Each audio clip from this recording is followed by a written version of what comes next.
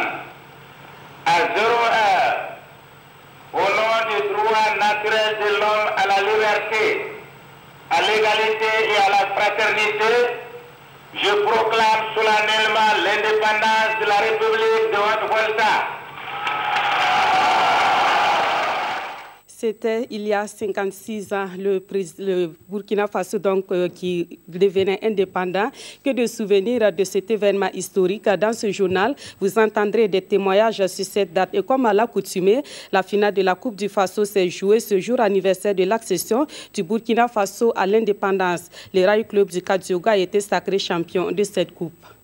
Dans l'actualité également, les 15 milliards de francs CFA nécessaires pour le financement du plan national de développement économique et social seront mobilisés. L'assurance a été faite par le Premier ministre au cours d'un point de presse qu'il a animé hier. Qui fait la une de cette édition sur la RTB. Bonsoir à toutes et à tous et merci de nous suivre. Nous sommes le 5 août 2016 et cela fait 56 ans que le Burkina Faso est indépendant. En attendant de vous proposer quelques souvenirs de cette date historique, la tradition a encore été respectée pour la finale de la Coupe du Faso. La finale de cette coupe s'est jouée cet après-midi même au stade du 4 août de Ouagadougou. Une finale qui a connu la victoire du Rail Club de Kadiogo. Des temps forts de cette finale avec Jérôme Tsendrebiogo. La finale de la Coupe du Faso en tant que président. Oui, il a déjà vécu ça, mais sous d'autres casquettes. La 30e édition de la Coupe du Faso dans l'escarcelle du RCK. Une 3e Coupe du Faso à l'actif des Faucons et un doublé pour une saison réussie. 22 minutes ont suffi à Jérôme Ouya et à ses coéquipiers pour se mettre sur la voie de la victoire.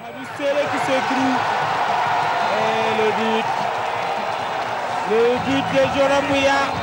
Et Amadou Serré qui connaît la poudre de la soirée.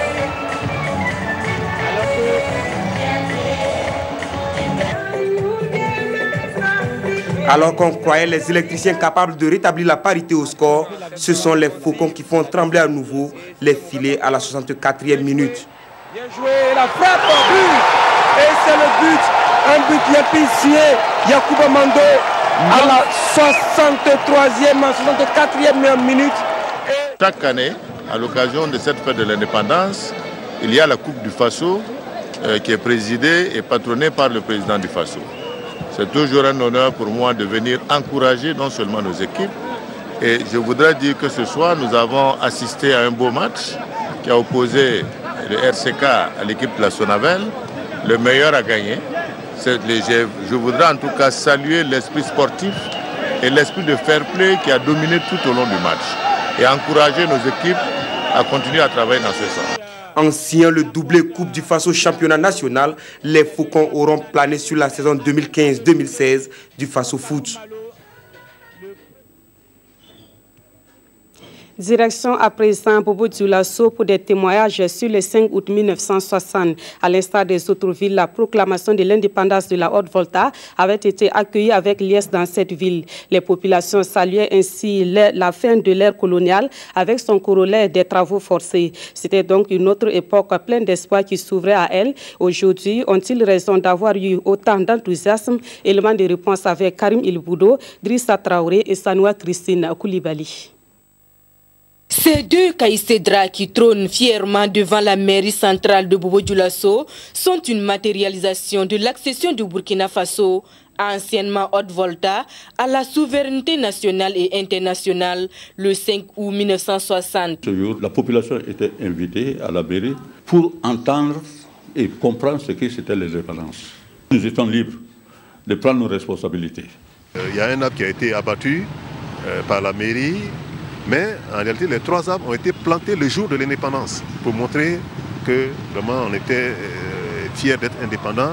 Et donc le 5 août 1960 a été une joie immense à Bobo parce que c'était la fin d'une époque. Une époque coloniale faite de nombreuses frustrations. Dans la région ouest du Burkina Faso, la mise en œuvre du régime de l'indigénat a été, je dirais, cruelle. Les recrutements des travaux, des travailleurs, de la main-d'œuvre pour les grands chantiers. Et des gens sont morts dans la mise en œuvre de ce régime de l'indigénat. C'était un traumatisme. Et c'est pour cela que l'indépendance a été vraiment vécue dans la liesse parce que effectivement la force était finie. Certes, mais certains observateurs de l'époque mettaient déjà en garde. Le regretté Sani Salon qui avait pris la parole, en tout cas il nous a fait comprendre que l'indépendance était amère, comme les écorces du Caïcédra. Qu'il ne faudrait pas croire que nous avons pris l'indépendance, que nous allons rester paresseux. Plutôt, il faut que nous prenions nos responsabilités, travailler dur pour mériter l'indépendance. Et aujourd'hui des indépendances, notre octogénaire a le sentiment d'un goût d'inachevé. Ce que nous pouvons dire aux jeunes, c'est de prendre la vraie indépendance. Parce que pour nous, qui ont pris l'indépendance en 1960 jusqu'à nos jours, nous ne sommes pas complètement satisfaits. De 1960 à 2016, on croit quand même que la Haute-Volta pouvait fabriquer au moins un véhicule. L'indépendance est un projet, c'est un processus historique. Et ce n'est pas dans l'immédiat qu'on l'a. Il faut travailler et peut-être c'est dans 300, 400, 500 ans qu'on atteindra un certain niveau d'indépendance. C'est un processus, c'est un idéal. Pour Bruno Dotissanou, employer le terme indépendance pour désigner la fin de la période coloniale serait donc le galvaudé. Il faudrait plutôt employer le terme décolonisation. Eux ont évolué ensemble et sont restés solidaires depuis l'indépendance de la Haute-Volta, aujourd'hui Burkina Faso. Il s'agit de la promotion 1960 du lycée Philippe Zenda Kabouré. Témoins de l'indépendance, les membres de cette promotion sont actuellement à la retraite, mais ils trouvent régulièrement du temps pour se rappeler des petites anecdotes. Zoom sur cette promotion avec Issa Kawedrago et Tanga Kafando. Ils ont pris l'habitude de se retrouver pour se souvenir du bon vieux temps. Le point commun entre eux, ils sont tous de la promotion 1960 du lycée Philippe Zenda Kabouré. Beaucoup d'années se sont écoulées, mais beaucoup de souvenirs restent encore gravés dans leur mémoire. Quand on s'est retrouvés, on nous a fait monter sur un bâtiment à étage. C'était ma première fois. Et j'ai vu, à perte de vue, parce qu'en réalité, c'était la première fois que je voyais quelque chose d'aussi grand pour loger des gens. Des lits alignés. Et on a donné à chacun de nous un lit. Le premier jour de la rentrée, je me rappelle encore le proviseur, comme le censeur, l'économe, tous étaient des blancs. Alors, donc, le proviseur s'appelait Gayandé. À l'époque, Ouagadougou était encore une petite ville. L'hôpital Yalagado était en construction. L'hôpital que nous avons eu à fréquenter, c'est l'hôpital qui était en centre-ville, à la maison du peuple, voisin de l'hôpital militaire. C'est donc sur les bancs de l'école primaire qu'ils ont assisté à l'avènement de l'indépendance du Burkina Faso, la Haute-Volta à l'époque. Avant l'indépendance, ils étaient tous des Français, étudiaient les programmes français et chantaient la Marseillaise. Allons enfants de la patrie, le jour de gloire est arrivé. Contre nous de la tyrannie, l'étendard sanglant est levé. L'étendard sanglant est levé. Mais le programme que nous avions était un programme tellement calqué sur la France que nous connaissions, le village d'à côté nous ne connaissait pas, mais on connaissait le canal du Vridi, le canal du Midi, la Loire prend sa source à tel endroit. On connaissait tout ça. Puis, en 1960, la Haute-Volta acquiert son indépendance le 5 août, marquant la fin de la domination coloniale. Dans les esprits, la fierté de se sentir libre, de se projeter dans un nouvel avenir, d'entonner un nouvel hymne, la fière Volta. Fière Volta de nos aïeux. J'ai entendu la voix du président Maurice Amuyoko. Il a dit, aujourd'hui, 5 août 1960, à 0 heure, au nom des droits des peuples à la liberté, à l'égalité et à la fraternité, je proclame solennellement l'indépendance de la République de Haute-Volta. 56 ans après l'avènement de l'indépendance, plusieurs générations se sont succédées et chacune a pu apporter sa pierre à l'édification de la nation. Mais beaucoup de défis restent encore à relever et le plus urgent, le combat contre l'incivisme. C'est toute la société qui est en cause aujourd'hui. Parce que de notre temps, si à l'école vous ne connaissez pas votre leçon, par exemple, le maître vous frappait très bien, et s'il allait dire à la maison que vous ne connaissez pas votre leçon, on vous frappait encore à la maison en plus. Donc, nulle part vous n'aviez la paix si vous déconniez pour parler entre griffes. Mais aujourd'hui, qu'est-ce que nous constatons? Bon, maintenant, on a mis dans les classes un règlement intérieur de l'école où on dit que les châtiments corporels sont interdits. Du même coup, certains parents se sont octroyés le droit d'aller parler très mal aux enseignants en présence de leurs enfants, pensant que ça, c'est une façon d'éduquer les enfants. Voilà un peu d'où vient l'incivisme. Jadis français, ensuite voltaïque et puis burkinabé, la promotion 1960 du lycée Philippe Sédar Kaboré a su garder une valeur fondamentale, la solidarité en leur sein et l'esprit du groupe. Et les années 60 ont connu leur mode et dans cette mode, il y avait l'art de se coiffer. Il y avait même chez la gente féminine une coiffure qu'on appelait indépendance. Comment les femmes se sentaient-elles dans ce modèle de coiffure et comment elles apprécient les coupes d'aujourd'hui? Des réponses donc avec une ancienne coiffeuse et c'est dans ce dossier signé Salifou Belem et Mounira Akeri. Ces images sont tirées d'un ouvrage sur l'art capillaire des années 60 en Afrique de l'Ouest. Difficile aujourd'hui de voir de telles coupes sur les têtes des femmes et des jeunes filles, même en milieu rural. Cette coiffure, par exemple, s'appelle Indépendance. Elle a été portée par les femmes voltaïques le 5 août 1960. 56 ans après, quelques nostalgiques s'en souviennent encore. Les fêtes de l'indépendance ont défilé, donc chacun faisait ses trucs-là. Pendant les fêtes aussi, c'est les mêmes tresses qu'on nous fait à la tête. À notre époque-là, vraiment on se sentait. On était très fiers, on était contents. Mais en ce temps-là, même pour avoir la coiffure, il fallait que ta maman parte négocier la fille qui s'est tressée. Pendant 2 jours, 3 jours. Mais il n'y avait pas de salon en ce temps-là. Même la technique tend à disparaître. Peu de coiffeuses maîtrisent aujourd'hui l'art de ces tresses, alors que cela faisait partie de l'éducation des jeunes filles à une certaine époque. Depuis que j'étais élève, je coiffais mes amis comme ça. Un peu après, je suis rentrée dans les nattes. Ancien, là, c'était plus joli à voir. On voyait des naturels, des anciens modèles. Vraiment, c'était bien. Mais maintenant, là, c'est de n'importe quoi. Mais comme c'est une histoire de génération, les enfants aiment ça. Nous, on les regarde. À l'occasion de la célébration du 5 août 2016, Doussou Ouedraogo fait porter à sa fille ces tresses qui ont fait le charme des femmes africaines des années 60.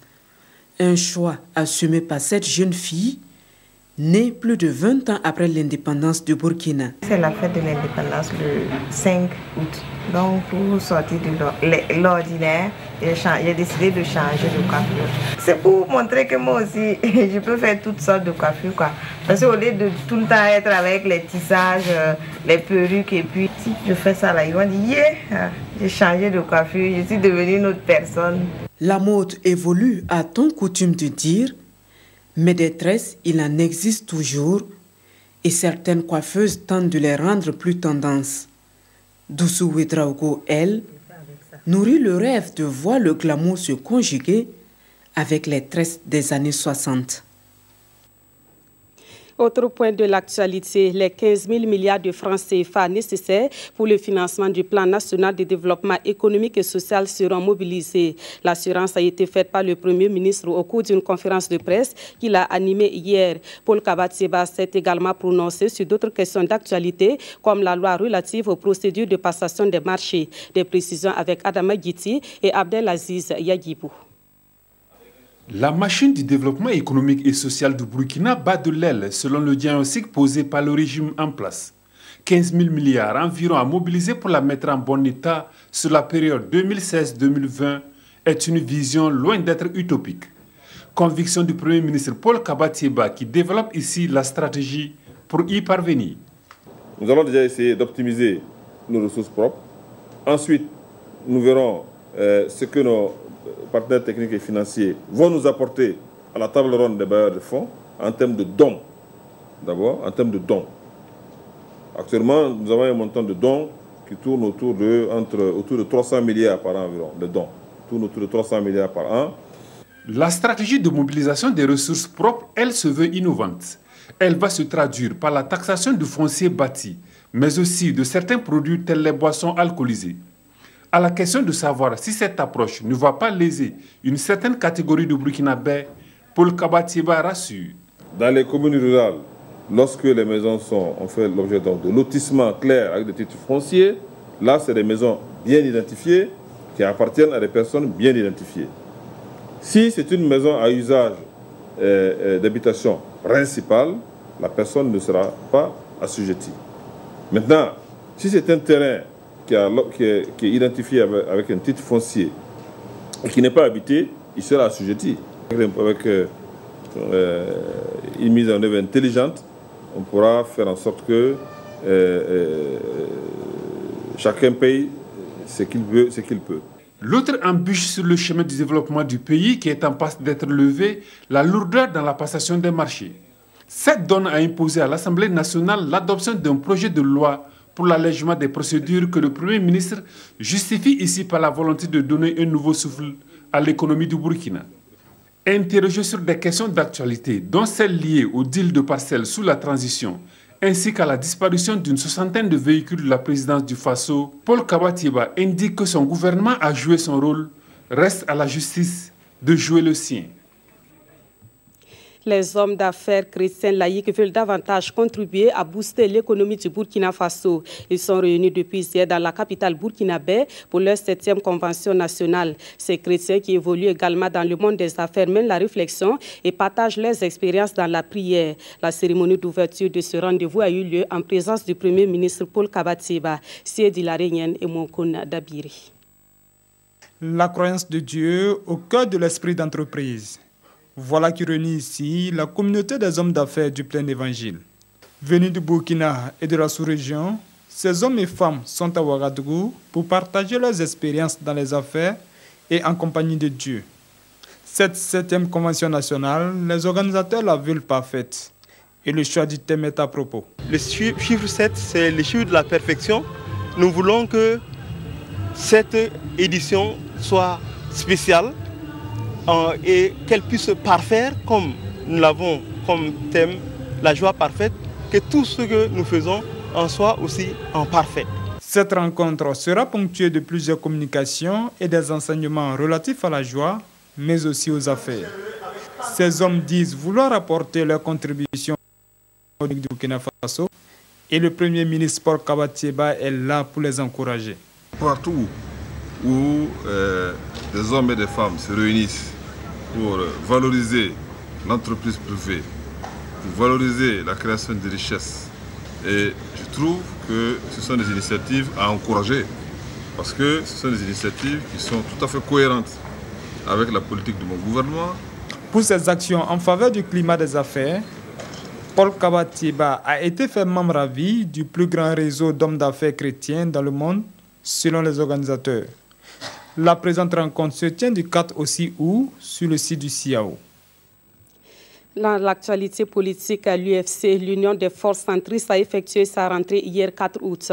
Et à l'occasion de cette rentrée, le président du parti a animé une conférence de presse au cours de laquelle il a évoqué les acquis de la révolution d'août 1983. Issa Balima a également soulevé des questions qui alimentent l'actualité, telles que la détention de Gibril Bassolé. Des précisions avec Souleymane Sanou et Boumouni Soubega.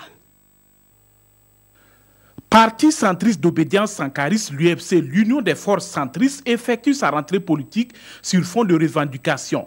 Le parti demande la libération de certaines personnalités politiques actuellement en détention. Le cas par exemple de Gibril Bassolé, dans la pièce à conviction est la fameuse écoute téléphonique, non seulement illégale, on continue de persister. Ce n'est pas bon pour un pays qui dit avoir fait une insurrection pour renouer avec la démocratie. Le président de l'UFC est revenu sur l'ultimatum lancé par le département en charge de l'administration territoriale à l'endroit des partis politiques inactifs. Nous souhaitons que cette rigueur-là prévalent pour toute la gestion même du pays. Le ministère, en tant que structure de tutelle des partis, peut peut-être appeler les partis par correspondance pour comprendre des choses par rapport aux fichiers des partis politiques, au lieu souvent de présenter la classe politique ou l'aile politique là comme étant la seule corporation où il y a beaucoup de partis politiques. C'est ça qui freine le pays. À cette rentrée politique, l'UFC a également révisité les pages de l'histoire de la révolution du 4 août 1983. La vérité et la justice sociale sont citées comme acquis par le conférencier. Issa Balima invite de ce fait la jeunesse à cultiver ses valeurs pour plus de démocratie au Burkina.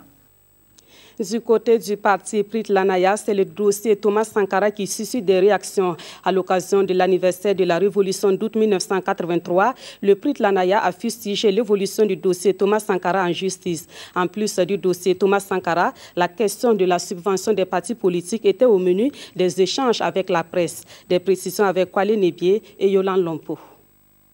L'idéologie de gauche se vit comme un État et non comme un stade. Du moins, c'est la conviction du Parti républicain pour l'indépendance totale qui donne ici sa lecture sur une éventuelle suspension à la date du 31 août 2016 des partis qui n'animeraient pas la vie nationale et affirme ceci. Si la RDP avait survécu à la félonie, le Burkina Faso ne serait pas en retard ni ne traînera des tares. Depuis 2009, avec une loi scélérate qui a été votée à l'Assemblée nationale, les partis politiques qui n'ont pas 3% n'auront plus la subvention. Ça fait 500 millions. Aujourd'hui, on en donne à 6 partis. Je pense que la liberté est donnée à chaque parti de moduler son activisme en fonction de ses intérêts et aussi de ses moyens.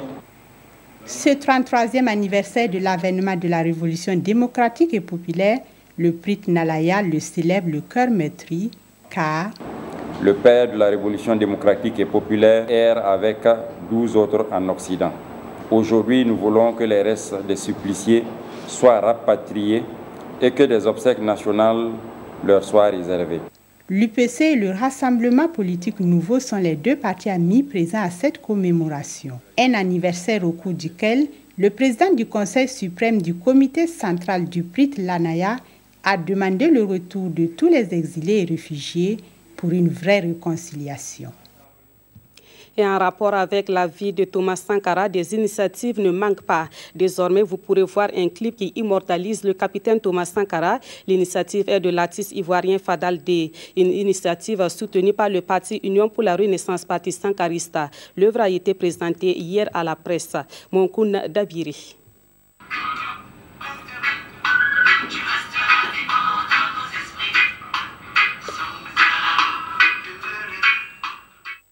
Sankara Forever, une chanson puis un clip pour rendre hommage au capitaine Thomas Sankara.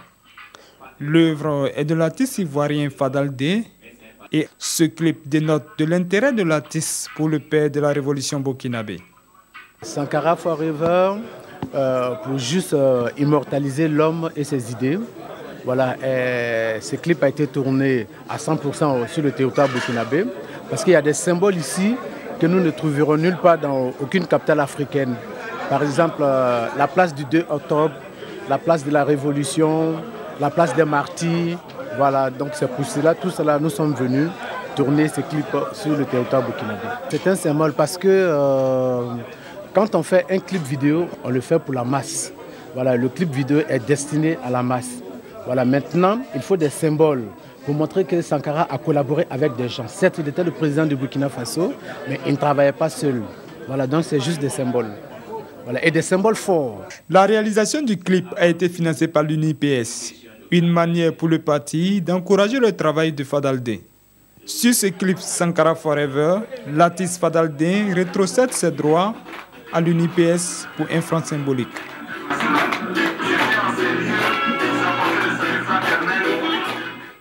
La vie d'un autre ancien président burkinabé est tracée dans une œuvre littéraire intitulée Blaise Compaoré de l'ascension à la descension. L'œuvre raconte la vie d'un homme d'État qui aura marqué à sa façon l'histoire du Burkina. Son auteur est le journaliste Adama Ouedraogo, plus connu sous le nom de Damis. Il s'agit d'un essai littéraire dont la dédicace est intervenue ce matin à Ouagadougou. C'est Dilarien et Fousseni Chindo. Un devoir de mémoire, une exigence d'objectivité à l'aune du journalisme qu'il a forgé. Adama Ouédraogo Didamis propose, à travers son premier ouvrage, intitulé Blaise Compaoré, de l'ascension à la descension, une analyse froide de l'ère Compaoré. Un essai politique qui retrace le parcours d'un homme qui, à lui seul, aura régné plus de la moitié des années d'indépendance du Burkina Faso. On sait que son règne a été marqué par de nombreux crimes de sang et de crimes économiques, mais il ne faut pas retenir seulement ces crimes de sang et de crimes économiques. Blaise Compaoré a quand même fait du Burkina un pays craint et respecté, un pays qui compte dans le concert des nations. L'histoire de Blaise Compaoré, racontée par Damis et appréciée à la fois par les historiens et autres politiques, eh bien son intrigue peut aussi nous renvoyer au théâtre. On savait peut-être à un moment donné où Blaise Compaoré allait, mais comme poussé par quelque chose, une force surnaturelle, il y est allé, et c'est pourquoi je pense que c'est une tragédie. Et tous les ressorts de la tragédie sont là. Adama Ouédraogo Didamis est journaliste à l'Observateur Palga et chef du desk politique du quotidien.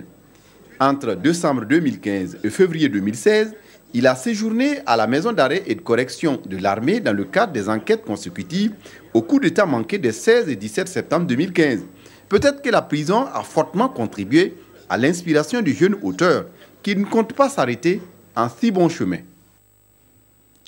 Actualité hors du Burkina Faso à présent. En Côte d'Ivoire, 2 militaires accusés de complicité avec les terroristes de Grand Bassam ont été condamnés hier à 10 ans de prison. Il s'agit des soldats Zanga Zoumana Koulibaly et Brice Touré, accusés d'avoir apporté une aide logistique aux terroristes.